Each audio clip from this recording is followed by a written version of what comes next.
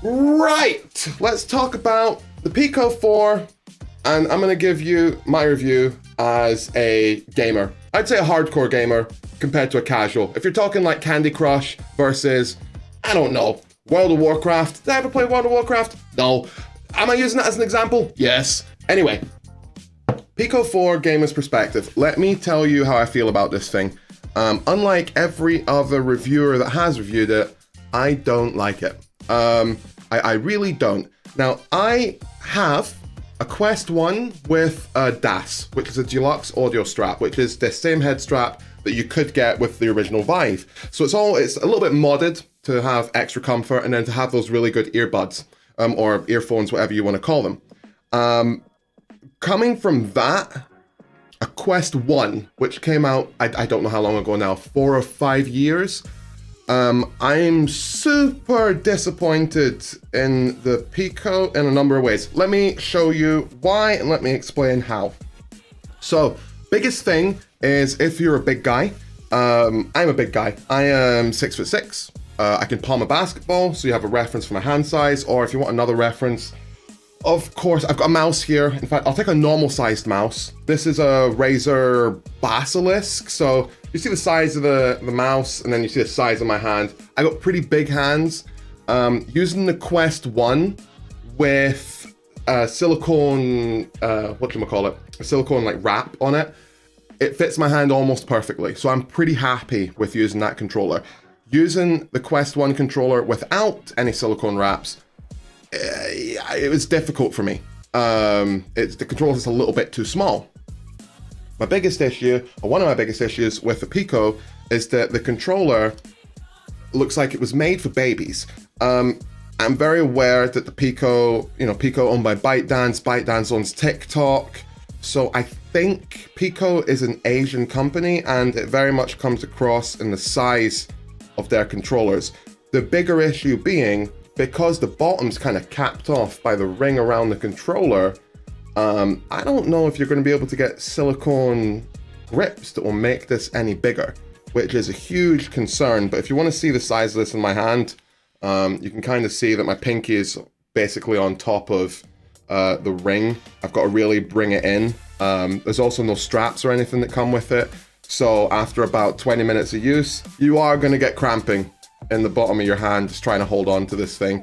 It's kind of light, the balance is a little bit off, the batteries are stored in there and you can feel it. I feel like the balance is off. I'm not super happy with these. The placement of the ring is cool, because it means that you can get them really close together. The buttons feel fine, not as good as an Xbox controller. The triggers are, they leave something to be desired, I'll say that. They're nothing compared to PlayStation 5's triggers with the haptic feedback. Xbox controller, I'd say they're not as good as them. Everything else is fine. I don't know why the joysticks are so small. My entire thumb makes them absolutely disappear. I'm not a fan of that. You also have a dedicated screenshot button. I don't understand why I would need that. I don't know. I don't understand why I would need that on a controller. But then again, PlayStation controllers and Xbox controllers have been doing that for a while, so you can't really complain about that, I guess. It's an extra button. Can it be rebound? I don't think so. As I was saying, I'm a big guy. So one of the bigger issues I have is finding a headset that fits me is near impossible. My IPD is 73. It's coming at 72, coming at 74, coming at 73, so say 73. The IPD I still have some of the wraps on this. The IPD of the Pico 4 is supposed to be up to 72. That's a hard 72. If your IPD is 73, this will not work. I would argue that if you've got a 72 IPD, this still might not be big enough for you. The issue I've had is that if you're too far away from the actual lenses on this, everything will get kind of a fishbowl effect because they're pancake lenses and there's a little bit of distortion that goes on there. And you have to be right in the center of the lenses to make sure that the distortion doesn't hit you. it's been hitting me hard. Now, whether or not that's because I have a 73 IPD or because I can't get my face close enough to the lenses, I'm not sure. The padding on this is uncomfortable, mediocre, and frustrating. I cannot get this close to my face. I've got a big head, but I can't get this close to my face. I tried putting this on and literally like smushing it into my face as hard as I could, and the distortion went away. About 95%. I think that last 5% of distortion, which I could have dealt with, would have been easy to deal with, it was very unnoticeable, was my IPD being 1 point higher than it should have been. But the face mask holding me away from this is what really is stopping me from being able to use it.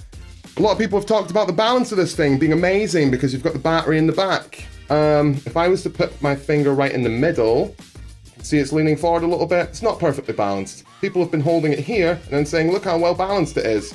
It's not perfectly balanced, it's a complete lie. If I was to, like, I would say that between here and here, maybe this is the middle, tilts forward a little bit. You could, you know, round about there. Balancing is okay. One of the biggest issues with this thing is the batteries in the back, which you'd think would be great.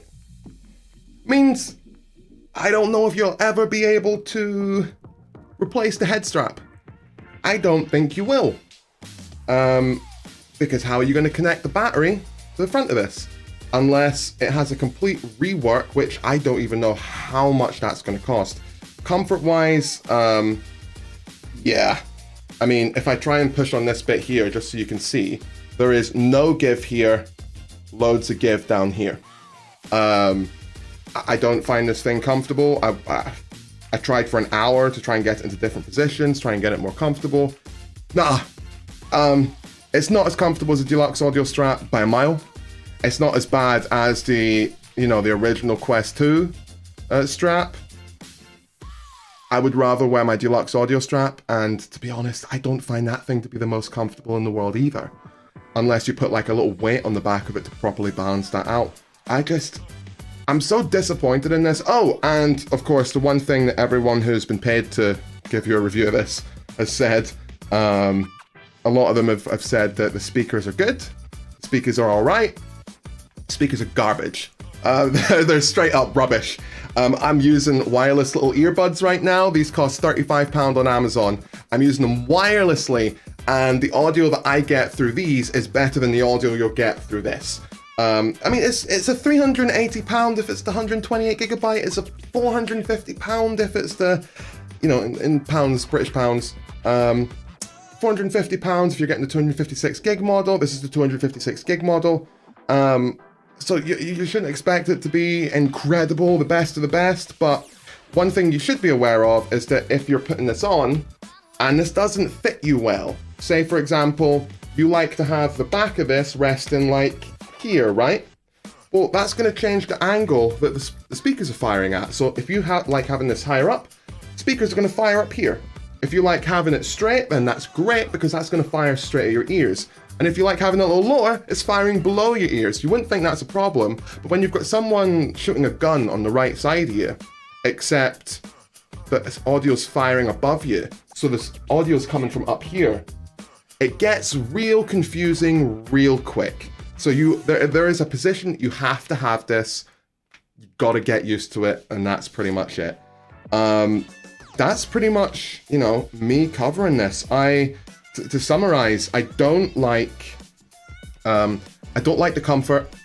Battery in the back for balancing is amazing, but if you can't change it out at any point, you're kind of screwed. The controllers are tiny. The OS is great. The screen, I forgot to talk about the screen. The screen is a mixed bag for me. It is incredible how clear it. I mean, incredible how clear it is. It is so clear. But, and I've seen one other person talk about this, and I didn't notice it until they talked about it, and then it started to mess with me. He said, or she said, I don't know who, or they, said that when they were watching movies, they could see little black dots. Not every pixel, but every now and then. And yeah, there's a little black dot pattern going on. It's difficult to see if you're not looking for it. How do I explain it? You know screen door effect, like if you're in VR, if you've tried VR, you know what the screen door effect is. That's almost completely gone. But in its place, rather than every pixel having a little gap, it's almost like right at the corner where 4 intersections meet, every, I don't know, 100 pixels, 50 pixels, there's a little dot, almost as if they've put windows in, and you can see the little join every now and then. It's absolutely bizarre. I can't demonstrate it. If you go and watch videos through the lens, you still can't see it no matter how high the quality is. You have to have the headset on to really notice it. That's a little bizarre. You can look past that. Colors are fine. It's an LCD panel. It's not an OLED or anything. The refresh rate, 90 Hertz, great. But yeah, I'm sending it back. I'm overall disappointed. I'd been looking forward to finally getting a headset that was going to fit me for years so I could do some, hardcore, getting into Contractors and back into Fallout 4 VR and Pavlov and all the fun games that make you want to, throw your headset out the window and scream at the top of your lungs because you've just been shot around the corner and you don't understand how and you're losing it. But yeah, I am just disappointed, but it gives me a lot of hope for the Quest 3, because if this is what Pico can do, to be fair, they've got the financing of ByteDance now, but if this is what Pico can do with this, I really think that Meta, Facebook, whatever you want to call them, and let's be real, those are the two choices. It's TikTok or it's Facebook, which makes me feel like we're living in some kind of dystopian VR universe where 10 years from now, we'll all be virtually driving trucks in order to earn credits for our waifus. Waifus? Whatever you call them. I look forward to the Quest 3. Hopefully it supports an IPD of like 73 for me, or 72, and I can get close enough to the headset. I wouldn't recommend it. I really, really wouldn't. Unless, if you've got a Quest 1 and you've got a smaller head or a normal sized head and normal sized or small hands, you don't mind, having to deal with the fact that you can't really reposition the headset. Man, I don't know if I can recommend it to anyone. Yeah, I wouldn't. No, I wouldn't recommend it. I just straight up wouldn't. There's no one I would say, get this. I'd say get a Quest 1 used. 72 Hertz, OLED screen.